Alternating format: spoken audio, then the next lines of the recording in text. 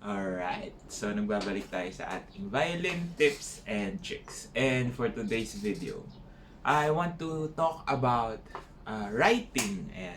Should you be writing down notes on your music sheets, no? Sa mga pyesa natin? Dapat ba sinusulatan natin?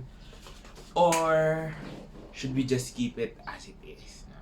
And, well, the quick answer to that question is, of course, yes. You should be writing down or annotating certain important things that you want to remember when it comes to learning a certain piece. But the long answer could be a no and a maybe, di ba?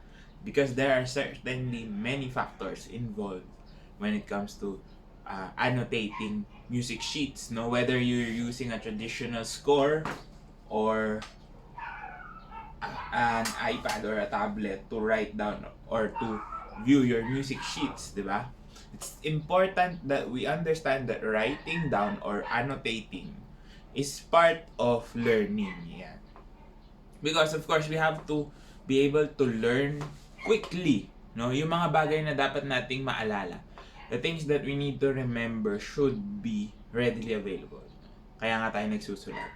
It's the same thing as, coming to school taking down notes, but instead of writing it down on a separate piece of paper, a lot of people tend to do it on their own music scores. And yun nga, mas madali siya kasi wala ka na ilalabas na iba pang notebook or booklet or whatever that you need in order for you to check out your notes on the piece, a certain piece or a certain passage that you need practice on, di ba? Yun. So, napaka-simple. You have to write down on your music sheets. But, of course, if we talk about paper, no? Wari, tulad nito, mga caprices or whatever piece you have on paper, is it really a good idea to write down on such expensive books, di ba? So, usually kasi music scores are fairly expensive, especially here in the Philippines, di ba? Konting-konti lang yung mga publishers na nagpapasok ng works nila. There's a lot of premiums that you need to pay. Minsan may mga taxes pa nga if you're ordering a huge number of scores. So, medyo malaki yung gagastusan mo. So, yun. I think if that is your problem, if you own a hard copy of a certain piece or a certain music sheet, huwag mo sulatan. This is just for me, Don't write down on it. Because, number one, it's expensive. So, minsan kahit na pencil yung ginagamit natin pansulat, when we try to erase those things, nakamark na siya doon. So, mahirap na siya tanggalin. Of course, the quality of the paper will deteriorate, diba? And, sometimes you have to make changes on your annotations, diba? So, it's best, personally, in my opinion, that you photocopy. Since you already have the book, just photocopy certain, for example, if the book is an etude, photocopy the etude that you're working on, tapos yun na lang photocopy yung sulatan. Just so you can preserve the quality of your books. I mean, you can still use them pag memorize mo na. For example, just for reference, no, you're not trying to learn it anymore. Parang binabasa mo lang siya, di ba? So, yun, okay siya. Pero if you directly write on those books, sayang kasi, di ba? We're slowly transitioning to digital, di ba? Yun nga, iba tablets na lang. Ako personally, if I really am working hard on a certain piece, I use paper pa rin, no? And I write down on a photocopy of whatever piece I have. Even if I have the book, even if I have the hard copy, I would still grab a new copy, a fresh copy. And another reason why I do this, or maybe you should also do it, is because sometimes we put annotations or we jot down notes that are for a specific use. Ayan. So, for example, if you're preparing for an audition for an orchestra and nagpa-practice ka ng orchestra excerpts nila, you would want to sort of copy whatever bowing yung ginagawa ng orchestra pag auditionan mo, whatever fingering they are using, and whatever attacks or whatever, you know, techniques that they are using when they play. So, yun yung i-follow mo. But it's not always gonna be that way. What if a different orchestra audition comes up and you want to audition again for that orchestra? So, hindi natin masabi, baka magkaiba sila ng way, magkaiba yung bowing, magkaiba yung fingering. So, mag-annotate ka na naman. It doesn't make sense to have the same copy again. Especially kung alam mo na magkaiba yung style, magkaiba yung papagawa nila sa'yo. Diba? So, it's practical and also easy for you to remember. So, those types of things. Diba? So, and for soloists, for example, diba? Minsan, when we play a certain piece, let's say a concerto, ayan. So, nung first run mo nun, first time mo siya i-perform, marami ka nang na-annotate na sulat. So, when, let's say, a few months or a few years have passed, tutugtugin mo ulit.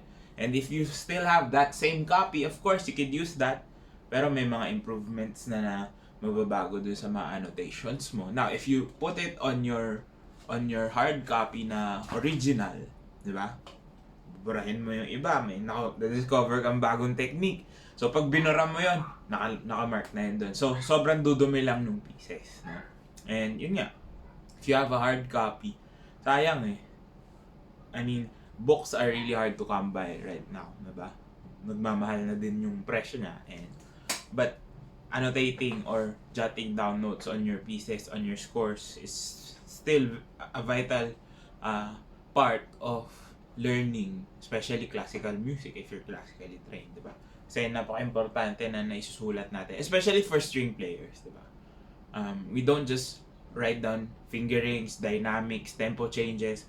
Of course, those are important things, but we also write down bowings. Especially if you play in an orchestra, dapat maganda yung pagkakasulat ng mga bowings, madaling intindihin, saan ba nag-change ng bow, saan ba nagkakaroon ng slurs, ng ties, no? Those types of things are really, really important. And if you have a dirty score, di ba, ang hirap niyang basahin. No? So, even going digital, di ba? Sometimes kasi, yun nga, isa pa yun. If you have a hard copy of a certain piece and then you wanna go digital, so you have to scan them. Ngayon, pag isa-scan mo siya ng may markings na luma and you wanna try something out na bago, it's gonna be messy. Sobrang dumi. I had this experience where my teacher sent me a sonata. And then, when we were practicing or nag-lesson na kami, sabi niya, wag mo sundin yung mga nakasulat. Because, ayun nga, he sent me a copy with annotations na may bowings na nakasulat, may fingers na nakasulat. I didn't know which markings to follow kasi tatlo na yung gumamit ng pyesa, hindi sila nagbubura, dagdag lang sila ng dagdag. And then, when he sent me a copy, it was already digital. So, na-scan niya na yon. So, lahat yon hindi mo na alam kung sino yung nagsulat, kung gano'n nakatagal, which one to follow, which one's the newer one. So, medyo masakit sa ulo talaga pag gano'n. So, a fresh, clean copy when you're starting out to learning a certain piece is a good idea, no? Because you don't have to mark everything. Siguro in another video, we should talk about how to mark music sheets, no? How to easily find what you need to find. But for this, yeah, let's focus on why. So,